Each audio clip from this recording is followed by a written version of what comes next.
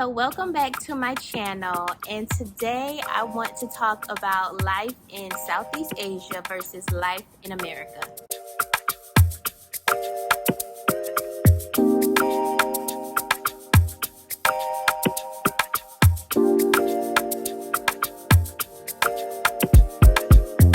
First thing is to talk about safety. So when I was doing my research about Southeast Asia, like a lot of people were saying how safe it was, especially as a female traveler.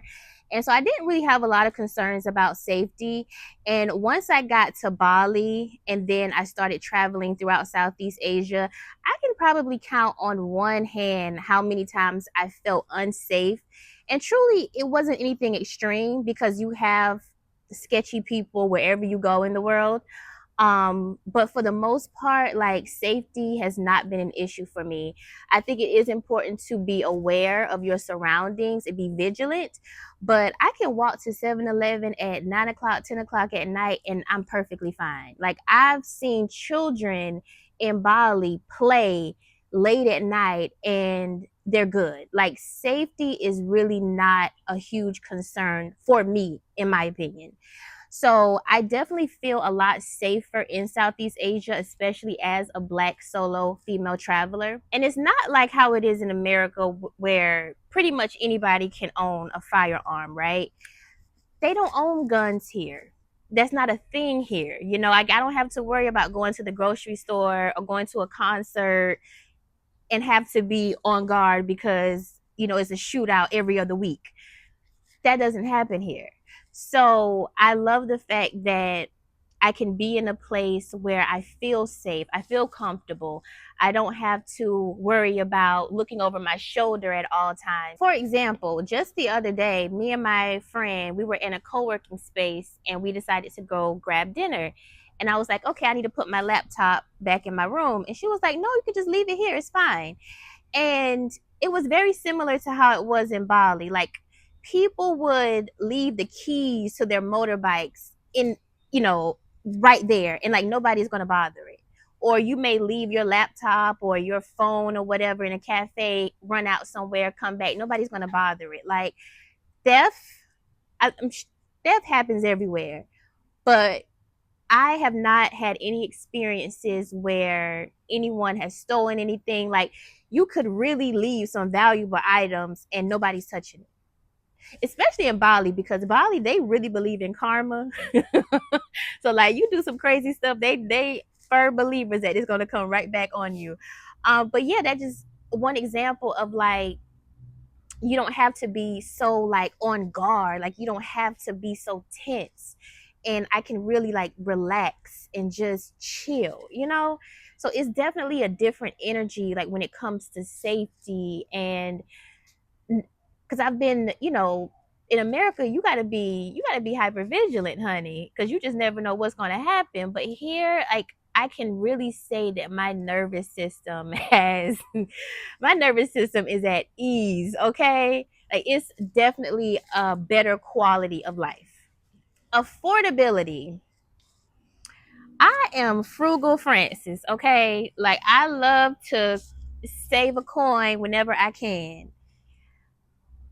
I have never been somewhere where I feel like I am just like wealthy beyond imagine.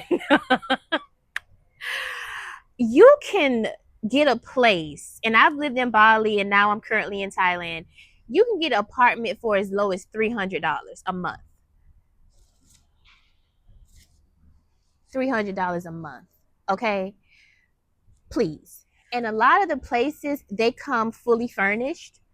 You will only have to maybe pay like your utility bills and things like that, which could be as low as $20 total.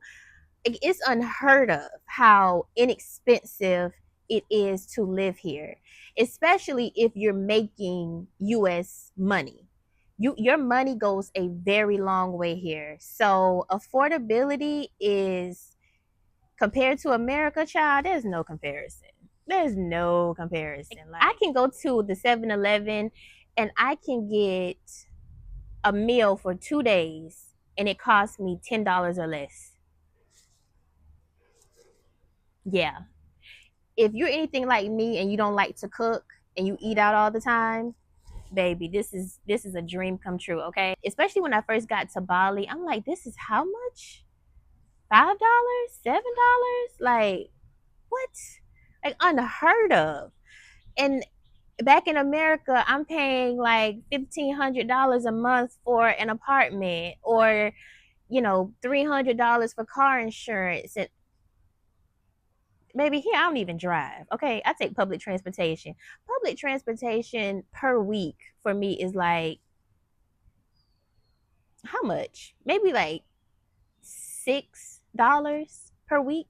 If I decide to like go out to the city 3 or 4 times during the week, maybe like $6. That's it. Even when it comes to shopping, like I don't do a lot of shopping, but when I want like a nice dress or maybe a new pair of shorts or some shoes, I can go down to one of the markets. Like there's plenty of markets in Thailand, okay? I can go down to one of the markets and you can bargain and even get lower prices. So you can get like a dress for like $10 or less. Like it's that affordable. I want to talk more about healthcare. So, in Thailand specifically, I got a checkup last year. It included an eye exam, a pap smear, full body exam, a chest x-ray, and they even had a buffet. Okay, they even had a buffet. All of that cost me 115 US dollars. Let's just take a moment to process what all I just said. An eye exam, a pap smear, full body exam, a chest x-ray, and they even had a buffet. When I have to go get like my teeth cleaned every 6 months, I pay $27. That's it. Now, if you have insurance, I'm sure it can be cheaper, but $27, that's it. Dental cleaning, in and out, easy. And one of the things I really love about Bali and Thailand was when I did need to make an appointment, they were like, you can come today or you can come tomorrow. Like they get you in and out. There's no long wait period. It's like you got to come next week. No. Oh, you want to come today or do you want to come tomorrow? Oh, okay. Yeah, come on. Period. Like I remember when I was living in Bali, the few times I got sick and needed like IV treatment, they would come to me and set up in my room and be out within maybe 30, 40 minutes. And it may have cost me maybe $25 to $40, depending on which IV treatment I got. Like the healthcare system here is so easy. It's so easy to book appointments. It's very, again, affordable compared to America, where maybe if you don't got insurance, and even with insurance, sometimes it's still that copay. And to be honest, I didn't really understand like copay and all of that. I was like, girl, just tell me how much I owe. Um, but yeah, it's not as difficult as it is, and it's not as expensive as it is. And a lot of people do come here to get beauty treatments, to get plastic surgery, to get all types of things because it is inexpensive to get those things done. If you need any type of medical care, if you're looking to get some plastic surgery, come on to Thailand specifically and get this thing done for the low. I remember when I first got to Bali, I wanted to get a full set. And typically, like, I just wear my natural nails and get like a gel manicure. But this day, I wanted a full set. Honey, I paid $15 for that full set. I have not paid $15 for a full set in well over a decade. I feel like those were the type of prices we had in middle school and high school. Like you go to the nail salon, get a little cotton candy, cotton candy nail, and pay $15 for your full set. Today in America, $15? Child, bye. You can't even get an eyebrow wax for $15. Now, one thing I definitely miss about the US, especially being a black girl, is hair care products.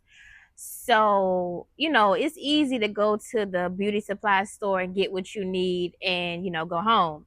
Here, they don't have a lot of hair care products specifically for black women. So I will say if you do come here or travel here, make sure you bring your own products. Because I've seen like Pantene. I think I've seen Cantu, but I don't like Cantu. So that's the only thing. Well, not the only.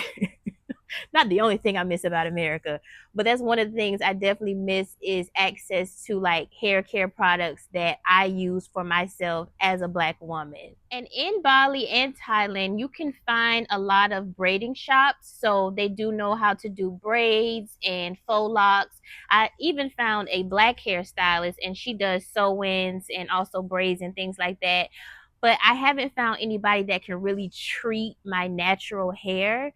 So that is something completely different. You know, that's one another thing I miss about America is my stylist and how she would really treat my hair, give me my trims, scalp treatments and things like that. So yeah, I don't really have that here. So I keep my hair in a lot of protective styles, especially and it's hot here too. So it's like I'm not really trying to wear my hair out a lot, but I do miss having a stylist that knows how to treat black hair specifically. So now let's talk about one of my favorite things in the world, food. Now we all know American food is trash, right? But I definitely miss some foods from back home. Like when I used to live in Georgia, I used to go to this Jamaican restaurant called Jamaican Palace.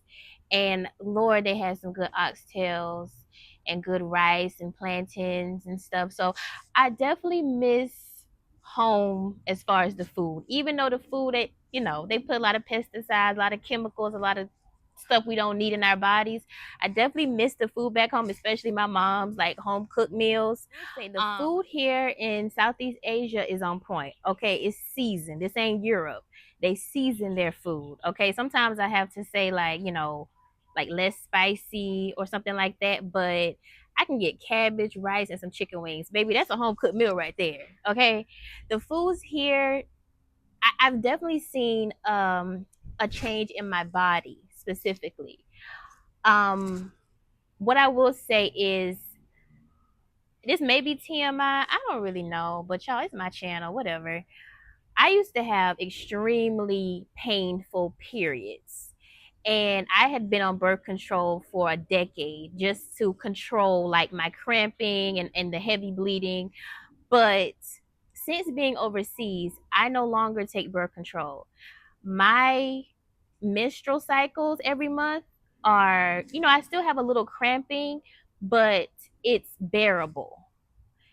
And I think that has to do with the diet as well, because there are a lot of natural foods here. Like I drink a lot of, watermelon smoothies and coconut water. And again, their food doesn't have the same junk that America food has in it. So I've just seen a big transformation when it comes to, like my cycle and also my body, because their foods are natural. You don't have all of the gross stuff that we have in America. And listen, I'm American, so I still miss American foods, but my body likes the natural foods that I get in Southeast Asia. Now, when it comes to dating in America versus dating overseas, or specifically like in Bali or Thailand, baby, there's no difference for me because I don't really like people like that. So even when I was living in America, I would probably meet a guy that I liked once a year. So I don't have like a big dating life.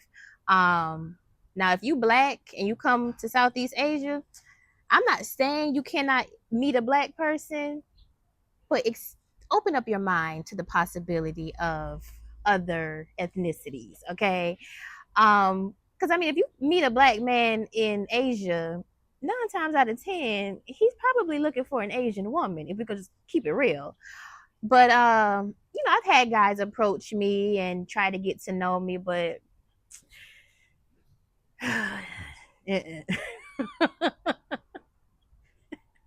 no, thank you. So the dating life, it's pretty much the same. Um, yeah, no update there, guys. So overall, there are things about America that I definitely miss that I can't, necessarily access in Southeast Asia.